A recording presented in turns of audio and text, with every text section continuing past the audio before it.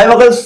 അപ്പൊ നമ്മുടെ +1 model exam കഴിഞ്ഞിരിക്കുന്നു കെമിസ്ട്രിയുടെ. നമ്മൾ വിചാരിച്ച പോലെ ഭയങ്കര കുറച്ച് ക്വസ്റ്റ്യൻസ് ഒക്കെ നമ്മളെ ബുദ്ധിമുട്ടിപ്പിക്കും, പ്രശ്നമായിരിക്കും എന്നൊക്കെ വിചാരിച്ചെങ്കിലും ഒന്നും ഉണ്ടായില്ല. എന്റെ ഒരു വ്യൂ പറയുകയാണെങ്കിൽ എല്ലാം ഡയറക്റ്റ് ക്വസ്റ്റ്യൻസ് ആണ് വന്നത്. ഇൻഡയറക്റ്റ് ക്വസ്റ്റ്യൻ എന്ന് പറയാനോ നിങ്ങളെ വെള്ളം കുടിപ്പിക്കുന്ന ടൈപ്പ് ക്വസ്റ്റ്യനോ വന്നിട്ടില്ല എന്നാണ് എന്റെ ഒരു പക്ഷം. നിങ്ങളും അധിക പേരും അങ്ങനെ തന്നെയാണ് പറഞ്ഞത്. പലരും പറഞ്ഞിട്ടുള്ളത് ഈസി ക്വസ്റ്റ്യൻ പേപ്പർ ആയിരുന്നു, പഠിച്ച് തീരാനുള്ള സമയം കിട്ടിയില്ല. മോഡൽ എക്സാം ആയതുകൊണ്ട് ഞങ്ങൾ പലതും പിന്നെ വെച്ചു. അങ്ങനെ അവസാനത്തേക്ക് പഠിക്കാൻ സമയം കിട്ടിയില്ല. പക്ഷെ പബ്ലിക്കിന് ഞങ്ങൾ അത് തിരുത്തും എന്നൊക്കെ തന്നെയാണ് മക്കൾ പലതും പറഞ്ഞിട്ടുള്ളത്. സോ പല സ്റ്റുഡൻസിന്റെയും ഒരു കൺഫ്യൂഷൻ ഇപ്പൊ എന്താ ഉള്ളതെന്ന് ചോദിച്ചു കഴിഞ്ഞാൽ, മോഡൽ എക്സാം കഴിഞ്ഞ് ഇനി പബ്ലിക് എക്സാം, ഇത് ഈസി ആയ സ്ഥിതിക്ക് പബ്ലിക് എക്സാം ഞങ്ങളെ പണി പറ്റിക്കുക എന്നുള്ളത് പറയാൻ പറ്റില്ല. എന്റെ മക്കളോട് എനിക്ക് പറയാനുള്ളത് ഇത്രയേ ഉള്ളൂ. ഏത് ടഫ് എക്സാം ആയിട്ട് വന്നാൽ പോലും നമ്മൾ അതിനെ നേരിടാനുള്ള രൂപത്തിൽ പഠിക്കുക, നല്ല ഡെപ്തിൽ പഠിക്കുക. മോഡൽ എക്സാം കഴിഞ്ഞിട്ട് പബ്ലിക്കിനേക്ക് വേണ്ടിയിട്ട് പ്ലാൻ ഇട്ട് ടൈമൊക്കെ കൊടുത്തിട്ട് പഠിക്കാനുള്ള സംഭവം കണ്ടെത്തുക, സമയം കണ്ടെത്തുക. എന്നിട്ട് അതിനനുസരിച്ച് ഏത് ടഫ് എക്സാം വന്നാൽ പോലും നമ്മൾ അതിനെ നേരിടാൻ വേണ്ടിയുള്ള രൂപത്തിൽ പഠിച്ചു കഴിഞ്ഞാൽ ഇനി എക്സാം ഈസി ആണെങ്കിൽ പോലും നമുക്ക് ലാഭമാണ്, ഇനി ടഫ് ആണെങ്കിൽ പോലും നമുക്ക് അതിനെ നേരിടാനും പറ്റും. അതാണ് എനിക്ക് ആദ്യം നിങ്ങളോട് പറയാനുള്ളത്. അപ്പം ഈ എക്സാമിന് വന്ന ക്വസ്റ്റ്യൻസിൽ നിങ്ങൾ എങ്ങനെയാണ് ആൻസേഴ്സ് ഒക്കെ അറ്റൻഡ് ചെയ്യേണ്ട പോലെ തന്നെയല്ലേ, എക്സാം ഈസി ആണെങ്കിൽ പോലും അങ്ങനെ തന്നെയല്ലേ അറ്റൻഡ് ചെയ്തതെന്ന് നോക്കാം. നമ്മൾ പറഞ്ഞ കുറെ കാര്യങ്ങൾ എക്സാമിന് വന്നിട്ടുണ്ട്. പിന്നെ അത് കണ്ടപ്പോൾ തന്നെ സന്തോഷമായി. നമുക്ക് നോക്കാം.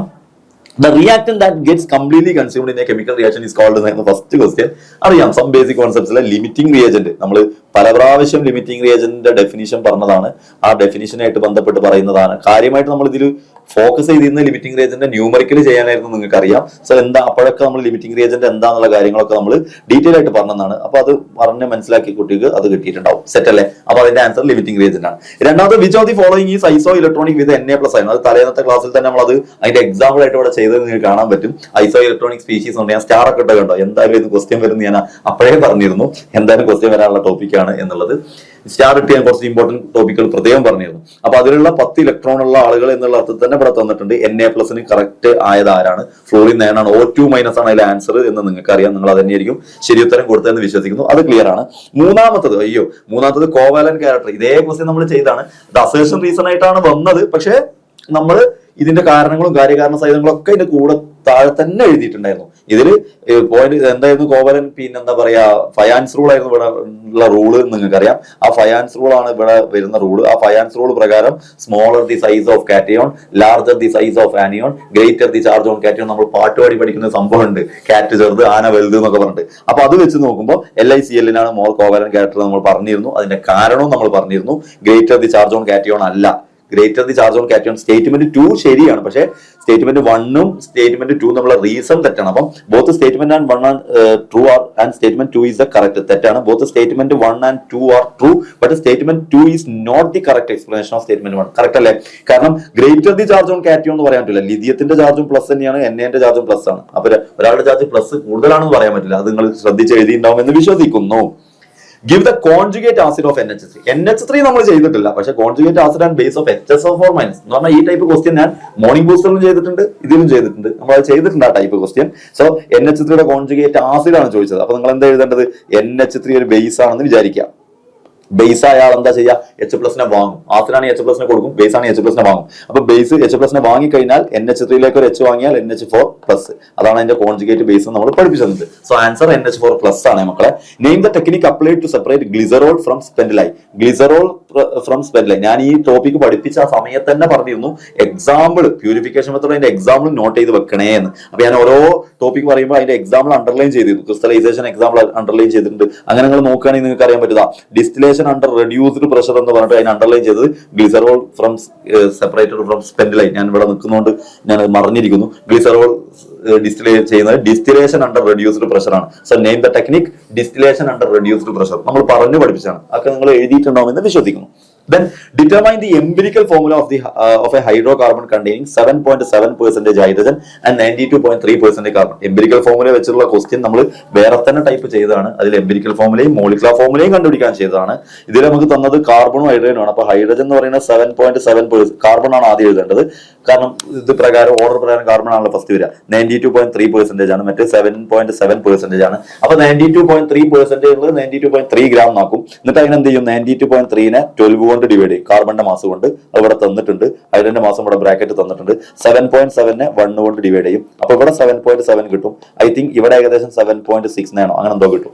സോ ഏകദേശം രണ്ടിന്റെ എണ്ണം സെയിം തന്നെയാണ്. രണ്ടും 7.7 എടുത്താൽ നമുക്കറിയാൻ പറ്റും സ്മോളസ്റ്റ് 7.7നെ 7.7 കൊണ്ട് ഡിവൈഡ് ചെയ്താൽ 1 കിട്ടും.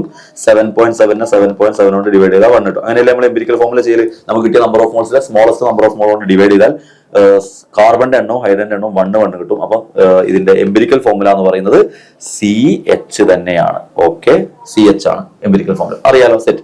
നമ്മളത് അങ്ങനെ എങ്ങനെയാ ചെയ്യേണ്ടതെന്നൊക്കെ തലേന്നത്തെ ക്ലാസ്സിൽ കൃത്യം പഠിപ്പിച്ചാണ്. ഞാൻ പറയുന്നത് ഇത്രേ ഉള്ളൂ.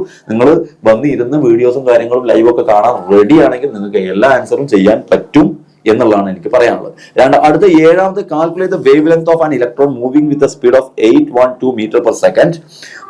ഇലക്ട്രോണിന്റെ മാസ് തന്നിട്ടുണ്ട്, എച്ച് മാസ് ഒക്കെ തന്നിട്ടുണ്ടെങ്കിൽ lambda equal to H/mv. Equation നിങ്ങൾക്ക് അറിയാം. ഇത് നിങ്ങളെ സ്ട്രക്ചർ ഓഫ് ആറ്റം പഠിപ്പിച്ച സമയത്ത് ടീച്ചർ ഒരു ക്വസ്റ്റ്യൻ അതേ ടൈപ്പ് ചെയ്ത് തന്നിട്ടുണ്ട്. ലാംഡ ഈക്വൽ ടു H/mv എന്ന് പറയുന്ന ടൈപ്പ് ക്വസ്റ്റ്യൻ നമ്മൾ ചെയ്തിട്ടുണ്ട്. ജസ്റ്റ് അതിലേക്ക് അപ്ലൈ ചെയ്യേണ്ട ആവശ്യമുള്ളൂ. എന്ത്? എച്ചിന്റെ വാല്യൂ 6.626 × 10⁻34 കൊടുക്കണം. മാസ് അവിടെ തന്നിട്ടുണ്ട് 9.1 × 10⁻31 ഇൻറ്റു വെലോസിറ്റി 812 എന്നുള്ളത് മാത്രമാണ് അവിടെ വ്യത്യാസം വരുന്നത്. അത് ചെയ്ത് കഴിഞ്ഞാൽ നിങ്ങൾക്ക് കിട്ടിയ ആൻസർ എത്രയായിരുന്നു? കിട്ടിയ ആൻസർ ഐ തിങ്ക് ഞാൻ ഇവിടെ നോക്കി വെച്ചിരുന്നു. ലാംഡ ഐ തിങ്ക് ഞാൻ ചെയ്തു വെച്ചൊരു ആൻസർ കറക്റ്റ് ആണെങ്കിൽ ലാംഡയുടെ വാല്യൂ 8.97 × 10⁻7 മീറ്റർ അങ്ങനെ കിട്ടും കേട്ടോ. ഇതന്നെയാണ് നോക്കണേ. ഏകദേശം ഇത് ഞാൻ ന്യൂമറിക്കൽ ചെയ്തത് തെറ്റുണ്ടോ നോക്കണ്ട, ഇത് കറക്റ്റ് ആയിരിക്കും. ഓക്കെ, അത് തന്നെയാണ് കിട്ടിയത് നോക്കുക. ഓക്കെ, അതും സെറ്റ് അല്ലേ. രണ്ടാമത്തെ write the subshell electronic configuration of scandium. നമ്മൾ അതുപോലെ നിക്കലിന്റെ വെച്ച് ചെയ്തിട്ടുണ്ട് എക്സാമിന്. മീൻസ് തലേന്ന് ക്ലാസ്സിൽ നിക്കലിന്റെ വെച്ച് ചെയ്തിട്ട് എന്നിന്റെ വാല്യൂ എല്ലിന്റെ വാല്യൂ ഒക്കെ ചോദിച്ചിട്ടുണ്ട്. ഇതേപോലെ സ്കാൻഡിയത്തിന്റെ ആണ് ചോദിച്ചത്. അപ്പൊ സ്കാൻഡിയം 21 അല്ലേ. അപ്പൊ നമ്മൾ ആർഗൺ എന്ന് എഴുതും. ആർഗൺ എഴുതിയിട്ട് 3Dയും 4s കൊടുക്കും. 3Dയിൽ 4sൽ 2 ആണ്. അപ്പൊ ആർഗൺ 18 2 20 21 3D1. എന്താ ചോദിച്ചത്? Write the subshell electronic configuration scandium. എന്നിട്ട് എന്താ ചോദിച്ചത്? Write the values of the quantum numbers N and L for the D electron of scandium. D ഇലക്ട്രോണിന്റെ N and L വാല്യൂ ആണ് ചോദിച്ചത്. Very simple. N വാല്യൂ 3 ആണ്. L value എത്രയാണ്? Dക്ക് very simple 0 1 2 3 ഇങ്ങനെയാണ് എണ്ണി പഠിച്ചത്. SPD 0 1 2 2. അപ്പൊ L = 2 ആണ്. Simple and humble question. Ready. Next write any 2 limitations of octet rule ആണ്. ഒക്ടറ്റ് റൂളിന്റെ ഏതെങ്കിലും 2 ലിമിറ്റേഷൻസ് ചോദിച്ചിട്ടുണ്ട്. ഇവിടെ ഞാനിതാ ഒക്ടറ്റ് റൂളിന്റെ 5 ലിമിറ്റേഷൻസ് ഞാൻ തന്നിരുന്നു. എക്സാമ്പിൾ അടക്കാൻ തന്നെ. ഞാൻ വിചാരിച്ചിരുന്നത് എക്സാമ്പിൾ ചോദിക്കുന്നതായിരുന്നു കേട്ടോ. ഞാൻ സത്യം പറഞ്ഞാൽ എക്സാമ്പിൾ വെച്ച് ചോദിക്കുന്നതായിരുന്നു. അങ്ങനെ വെച്ചിട്ടില്ല. Direct question. Write any 2 limitation. നമ്മളിവിടെ write limitations of octet theory അങ്ങനെ തന്നെ എഴുതിയിട്ടുണ്ട്. Ready. What are extensive property? അതും അങ്ങനെ തന്നെ. ഞാൻ സ്റ്റാർ ഇട്ട് വെച്ച ഒരു ടോപ്പിക് ആയിരുന്നു അത്. What are extensive property star ഇട്ട ടോപ്പിക് ആയിരുന്നു. വാട്ട് ആർ എക്സ്റ്റെൻസീവ് പ്രോപ്പർട്ടീസ് അത് ഇവിടെ ഉണ്ട്. എക്സ്റ്റെൻസീവ് പ്രോപ്പർട്ടീസ് എന്താണെന്നുള്ള ഡെഫിനിഷൻ ഇവിടെ ഉണ്ട്. ഇതിന്റെ തല കാരണം കാണുന്നില്ല. Identify extensive properties from the following. Extensive property from the following അറിയാം. വോളിയം മാത്രമാണ് എക്സ്റ്റെൻസീവ് പ്രോപ്പർട്ടി. ടെമ്പറേച്ചർ ഇന്റൻസീവ് ആണ്, പ്രഷർ ഇന്റൻസീവ് ആണ്, ഹീറ്റ് കപ്പാസിറ്റിയും എക്സ്റ്റെൻസീവ് ആണ്. മോളാർ ഹീറ്റ് കപ്പാസിറ്റി ഇന്റൻസീവ് ആണ്. ഹീറ്റ് കപ്പാസിറ്റി എന്ന ടെമ്പറേച്ചർ, അതായത് എമൗണ്ടിനനുസരിച്ച് മാറുന്ന ആളാണ്. 1 കിലോ സബ്സ്റ്റൻസിന് പിന്നെ 1 കിലോ സബ്സ്റ്റൻസിന്റെ ടെമ്പറേച്ചർ ഉയർത്താൻ ആവശ്യമായ ഹീറ്റ് അല്ല 2 കിലോക്ക്. അപ്പൊ എമൗണ്ടിനനുസരിച്ച് മാറുന്ന ആളാണ്. അതും തെറ്റിയിട്ടില്ല എന്ന് വിശ്വസിക്കുന്നു. അടുത്തത് write the expression of KC. KCയുടെ എക്സ്പ്രഷൻ ക്വസ്റ്റ്യൻ അതല്ലാന്നേ ഉള്ളൂ. ഞാൻ KC എങ്ങനെ എഴുതാൻ വേണ്ടിയിട്ട് ഞാൻ ഒരു ഇക്വേഷൻ എഴുതി തന്നിട്ട് നിങ്ങളെ കൊണ്ട് എഴുതിച്ചിട്ടുണ്ട്. അപ്പൊ KC അതേപോലെ നിങ്ങൾക്ക് എഴുതാൻ പറ്റും. ഇതിൽ പോയിന്റ് ശ്രദ്ധിക്കുക, NI എഴുതണം നിർബന്ധമില്ല. So KC = concentration of NiCO4 divided by concentration of CO⁴. ഇത്ര എഴുതിയാൽ മതി. ഇനി KCയുടെ അപ്ലിക്കേഷൻ എന്തൊക്കെയാണെന്ന് ചോദിച്ചിട്ടുണ്ട്. അതും നമ്മൾ പറയാറുണ്ട്. നമ്മൾ ഇക്വിലിബ്രിയം എന്ന് പറഞ്ഞ ചാപ്റ്ററിൽ പഠിപ്പിച്ചിട്ടുണ്ട്. ഇക്വിലിബ്രിയത്തിന്റെ അപ്ലിക്കേഷൻ എന്ന് പറയുന്നത് KCയുടെ അപ്ലിക്കേഷൻ എന്ന് പറയുന്നത് ഡയറക്ഷൻ പറയാൻ പറ്റും. സോ ഒരു റിയാക്ഷന്റെ ഡയറക്ഷൻ പറയാൻ പറ്റും. ഒരു റിയാക്ഷന്റെ എക്സ്റ്റെന്റ് പറയാൻ പറ്റും. എത്രത്തോളം എത്തിയ റിയാക്ഷൻ എന്ന് പറയാൻ പറ്റും. അതുപോലെ തന്നെ ഇക്വിലിബ്രിയം കോൺസെൻട്രേഷൻ കണ്ടുപിടിക്കാൻ പറ്റും. 3 ആപ്ലിക്കേഷന്റെ ഏതെങ്കിലും ഒന്ന് എഴുതാനാണ് പറഞ്ഞത്. Okay. Then classify the following reactions into combination, decomposition, displacement, disproportion. Very simple question. നമ്മൾ കണ്ടാൽ തന്നെ എനിക്കൊന്ന് 8ാം ക്ലാസ്സിലും 9ാം ക്ലാസ്സിലെ കുട്ടികൾ ഇത് പഠിക്കുന്നുണ്ട്.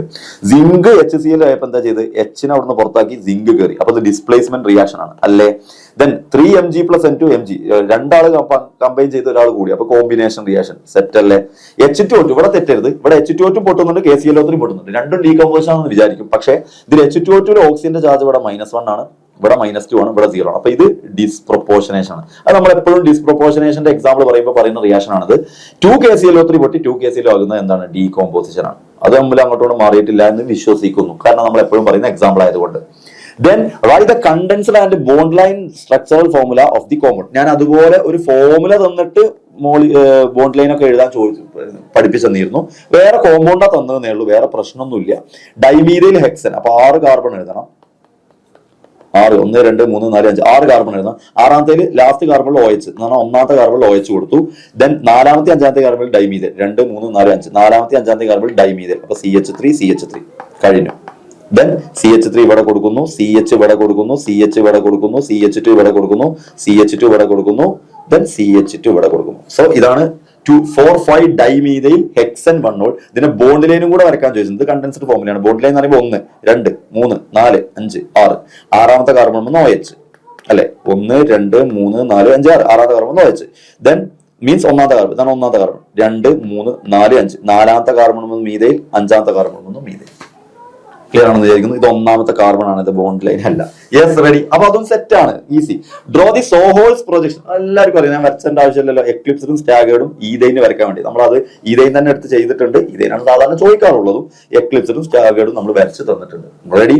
അതൊക്കെ അതുപോലെ പറഞ്ഞിട്ടെ. How benzene is prepared. Oh, ഈ ക്വസ്റ്റ്യൻ കണ്ടപ്പോൾ എനിക്ക് ഭയങ്കര സന്തോഷമായി. Why?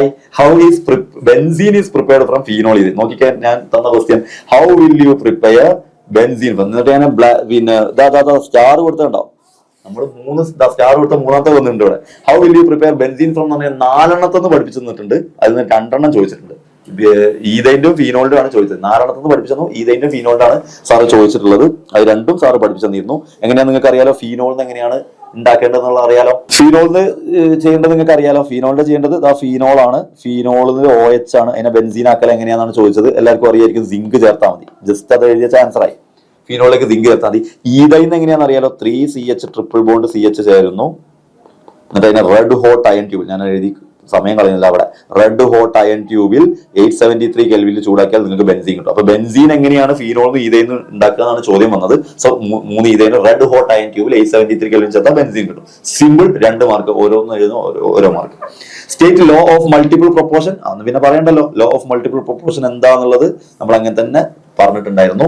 Then illustrate the law using suitable compounds. ഞാൻ പ്രത്യേക ലോ ഓഫ് മൾട്ടിപ്പിൾ പ്രൊപ്പോർഷൻ പറഞ്ഞിരുന്നു. എക്സാമ്പിൾ വെച്ചിട്ടായിരിക്കും ചിലപ്പോൾ ഇതിന് ചോദിക്കാൻ. Yes, NO2 law of multiple proportion പെട്ടാണ്. CO law of multiple proportion. 2 element ചേർന്നിട്ട് വ്യത്യസ്ത കോമ്പൗണ്ട് ഉണ്ടാവണമെങ്കിൽ ഒരാളുടെ മാസ് സീമും മറ്റേ മാസ് ഡിഫറെന്റ് ആയിരിക്കും. H2 അതിൽ പറ്റൂല, കാരണം H2 പെയർ അവിടെ അല്ല. Okay, ready. Then explain the results observed in photo electric effect. Photo electric എഫക്റ്റിലുള്ള ഏതെങ്കിലും 2 റിസൾട്ട് പറയാം. നോക്കിക്കേടാ. Right 2 important results observed during photo. ഞാൻ അതേപോലെ ക്വസ്റ്റ്യൻ ഞാൻ 2 റിസൾട്ട് എഴുതാനാണ് ചോദിച്ചത്. ഇവിടെ എത്ര മാർക്കിനാണ്? ഐ തിങ്ക് ഇത് 2 മാർക്കിനാണെന്ന് തോന്നുന്നു അല്ലെ. 2 മാർക്കിനാണെങ്കിൽ 3 മാർക്കിനാണ്. 3 മാർക്കാണെങ്കിൽ 3 പോയിന്റ് എഴുതണം. സിമ്പിൾ ആയിട്ട് നമുക്ക് പറയാൻ പറ്റും. ഫോട്ടോ ഇലക്ട്രിക് എഫക്റ്റിന്റെ എക്സ്പ്ലനേഷൻ പറയുമ്പോൾ നിങ്ങൾക്ക് ഒരു മെറ്റൽ വരച്ചിട്ട് നിങ്ങൾ ഇങ്ങനെ നമ്മൾ പറയാറില്ലേ, നിങ്ങൾ അടിക്കുന്ന ഫോട്ടോണിന്റെ ഇന്റൻസിറ്റി കൂടുന്നതനുസരിച്ച് പുറത്തു വരുന്ന ഇലക്ട്രോണുകളുടെ എണ്ണം കൂടും എന്ന് അത് എഴുതാം. അപ്പോൾ number of photo electrons directly proportional to intensity of radiation photon എന്ന് പറയാൻ പറ്റും. രണ്ടാമത്തെ പറയാൻ പറ്റുന്നത് നിങ്ങൾ അടിക്കുന്ന ഫോട്ടോന്റെ ഫ്രീക്വൻസി കൂടുന്നതനുസരിച്ച് ഇവിടുത്തെ കൈനറ്റിക് എനർജി കൂടും. അപ്പൊ നിങ്ങൾക്ക് പറയാൻ പറ്റും kinetic energy of photo electrons directly proportional to പിന്നെന്താ പറയാ നമ്മുടെ frequency of photo radiation photon. ഇതും പറയാൻ പറ്റും. മൂന്നാമത്തെ നിങ്ങൾക്ക് പറയാൻ പറ്റും there is a minimum frequency. അവിടെ ഒരു ത്രെഷോൾഡ് ഫ്രീക്വൻസി വേണം to show photo electric effect. Photo electric effect ആണെങ്കിൽ there is a minimum energy, അതാണ് ത്രെഷോൾഡ് ഫ്രീക്വൻസി. ഇങ്ങനെ നിങ്ങൾക്ക് ഇഷ്ടമുള്ള 3 പോയിന്റ് എഴുതാം. 3 മാർക്കിനാണ് നമ്മൾ പഠിപ്പിച്ചതാണ് കേട്ടോ. Account for the following. എപ്പോഴും എല്ലാ പ്രാവശ്യം ചോദിക്കുന്ന ക്വസ്റ്റ്യൻ ആണ്. നമ്മൾ അങ്ങനെ തന്നെ പഠിപ്പിക്കാറുണ്ട്. Chlorine has more electron gain enthalpy than fluorine. അത് അങ്ങനെ തന്നെ ഉണ്ട്. Electron gain fluorine less than. അറിയാലോ റിപ്പൾഷൻ. ഫ്ലൂറിന് ചെറുതാണ് സൈസ്, അപ്പൊ ഇലക്ട്രോൺ റിപ്പൾഷൻ കൂടുമെന്ന് പറഞ്ഞത്. Atomic radius increases down A group. ഒരു ഗ്രൂപ്പിൽ താഴോട്ട് വരുമ്പോൾ ഷെല്ലുകളുടെ എണ്ണം കൂടും. ഗ്രൂപ്പിൽ താഴോട്ട് വരുമ്പോൾ ഷെല്ലുകളുടെ എണ്ണം കൂടും. First ionisation enthalpy of nitrogen is greater than that of oxygen. Ionisation താൽപ്പിയായിട്ട് ബന്ധപ്പെട്ട് കാരണം ചോദിച്ചാൽ സ്റ്റേബിൾ കോൺഫിഗറേഷൻ ആണ് പറഞ്ഞിട്ടുണ്ട്. നൈട്രജന്റെ കോൺഫിഗറേഷൻ അവസാനിക്കുമ്പോൾ 2p3 എന്നാണ് വരിക. ഓക്സിജന്റെ 2p4 ആണ്. അപ്പൊ 2p3 ഹാഫ് ഫിൽ ആണ്, അതുകൊണ്ട് സ്റ്റേബിൾ ആണ് എന്നൊക്കെ പറഞ്ഞ് നമ്മൾ പഠിപ്പിച്ചു തന്നിട്ടുണ്ട്. Ready. Write IUPAC name of the element with atomic number 107. 1 അണ്ണാണ്, 0 നില്ലാണ്, 7 എന്താണ് സെപ്റ്റ് ആണ്. അപ്പൊ അൺനിൽ സെപ്റ്റിയം.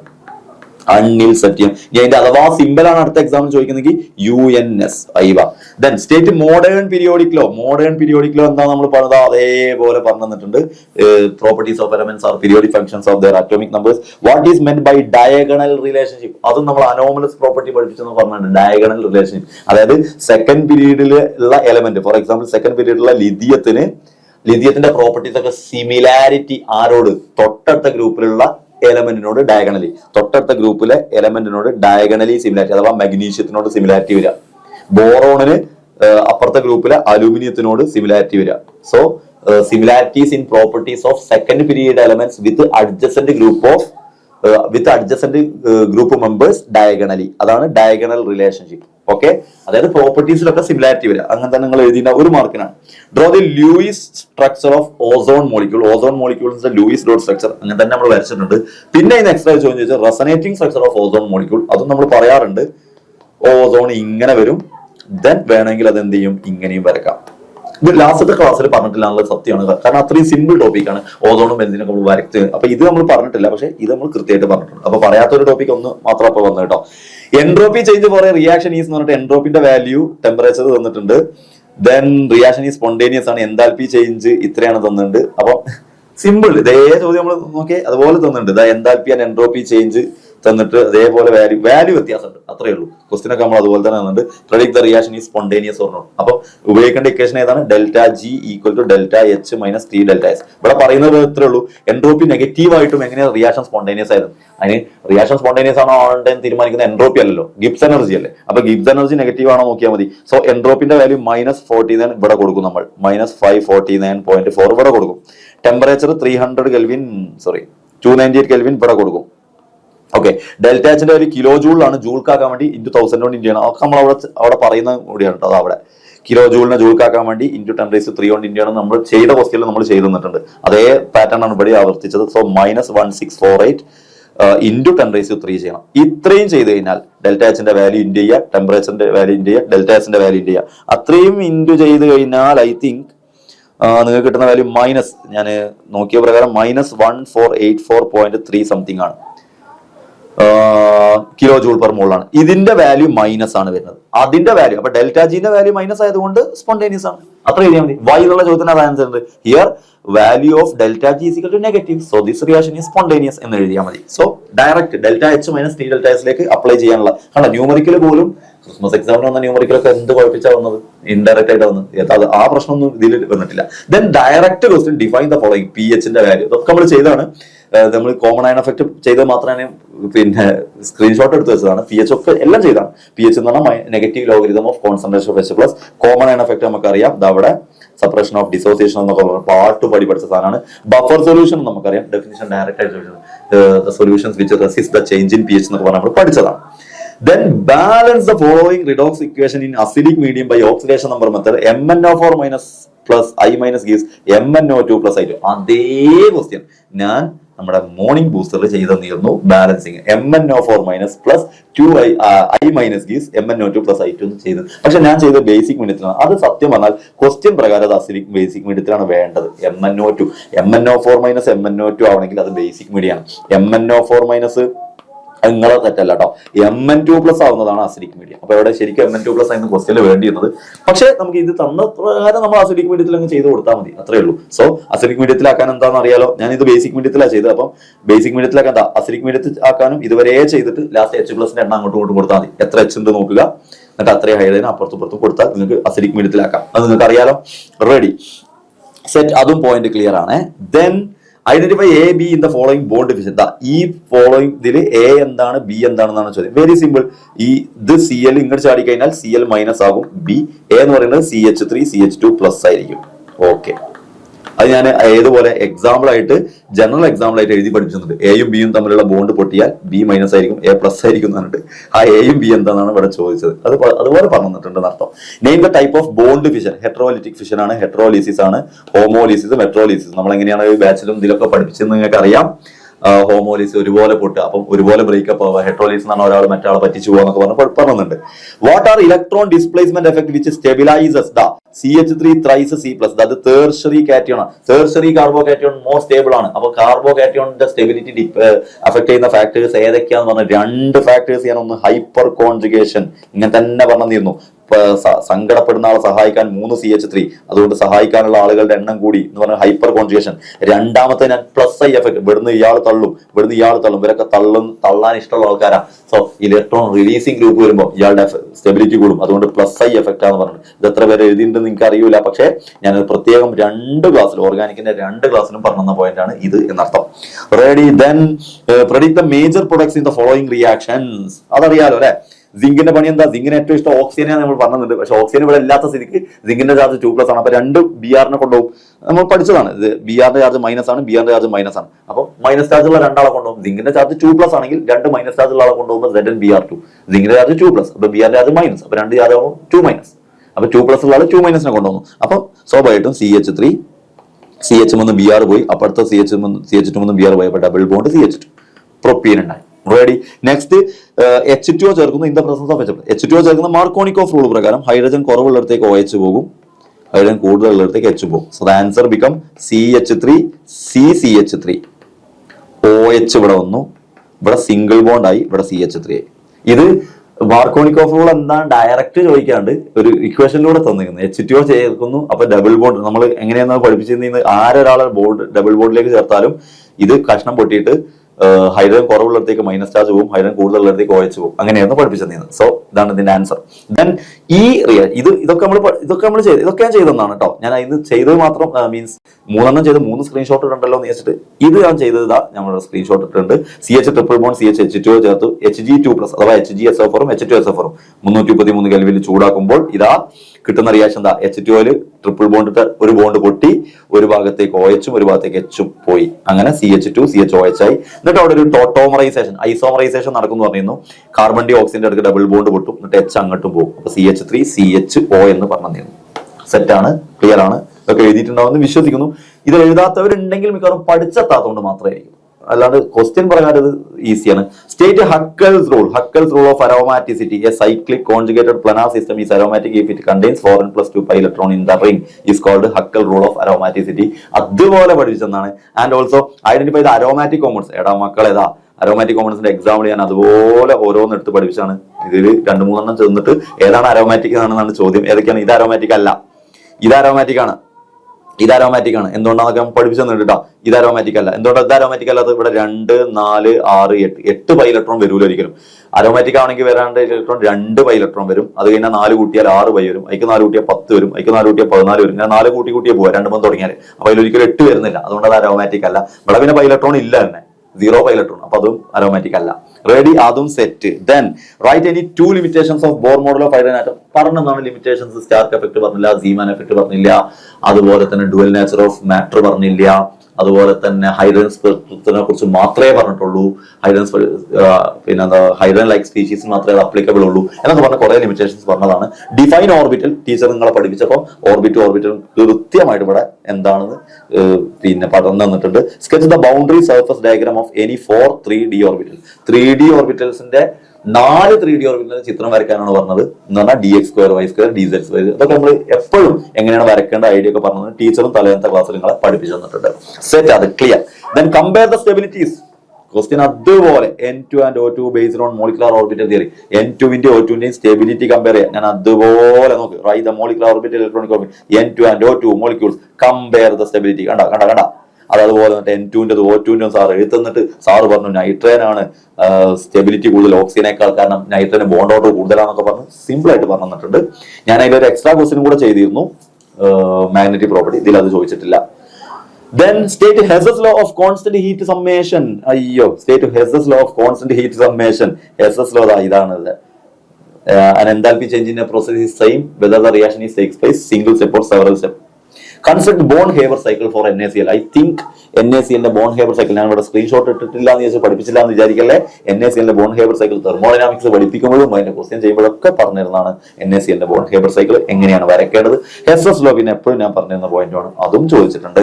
Then identify the nature of the aqueous solution of the following salts. ഇതിലുള്ള നേച്ചർ പറയാനാണ്. ഇതാ നോക്കണം, നമ്മൾ ഇതിൽ ചെയ്ത NaCl അതുപോലെ ഉണ്ട്, Na2CO3 Na2CO3 അതുപോലെ ഉണ്ട്. ഇനി ഈ സ്ലൈഡിന്റെ അപ്പുറത്തിൽ ഞാൻ 3 കൂടി ചെയ്തിട്ടുണ്ട്, അതിൽ NH4Cl ഉണ്ട്. സോ എന്താണെന്ന് അറിയാലോ, CH3CONA എന്ന് പറയുമ്പോൾ ഇതിലേക്ക് HOH കൊടുക്കലാണ് ഇതിന്റെ ഐഡിയ, അറിയാലോ. അപ്പൊ CH3COH വരും, NaOH വരും. അപ്പൊ NaOH എന്ന് പറഞ്ഞാൽ ബേസിക് സ്ട്രോങ് ബേസ് ആണ്, CH3H വീക്ക് ആസിഡ് ആണ്. അപ്പൊ ഇത് സ്ട്രോങ് ബേസിക് സോൾട്ട് ആണ്.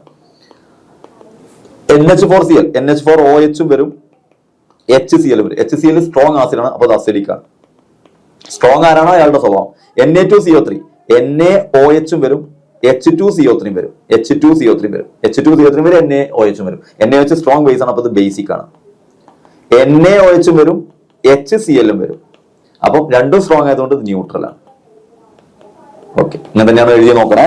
Yes, ready. Then briefly explain Lassaigne's test for, last question അല്ലേ ഇത്.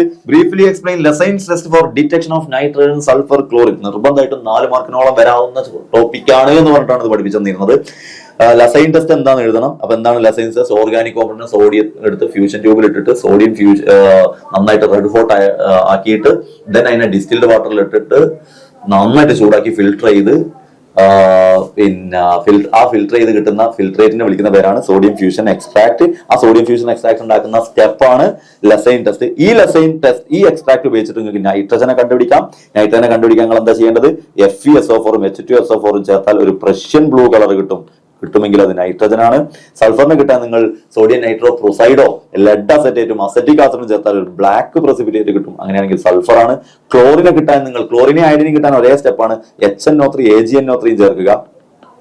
എന്നിട്ടോ HNO3 AgNO3 ചേർത്തിട്ട് വൈറ്റ് പ്രസിപ്പിറ്റേറ്റ് ആണ് ഈ chlorine, which is soluble in alkali.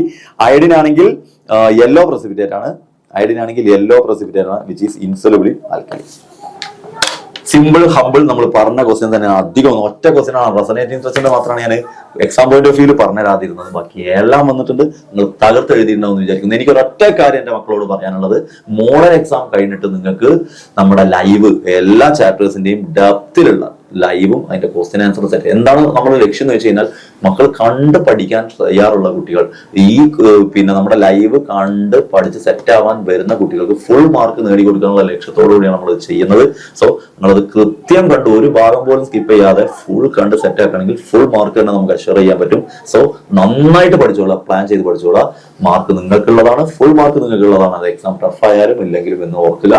പഠിത്തം എഫേർട്ട് എടുക്കുക എന്നുള്ളത് മാത്രമാണ് എനിക്ക് പറയാനുള്ളത്. So bye, thank U.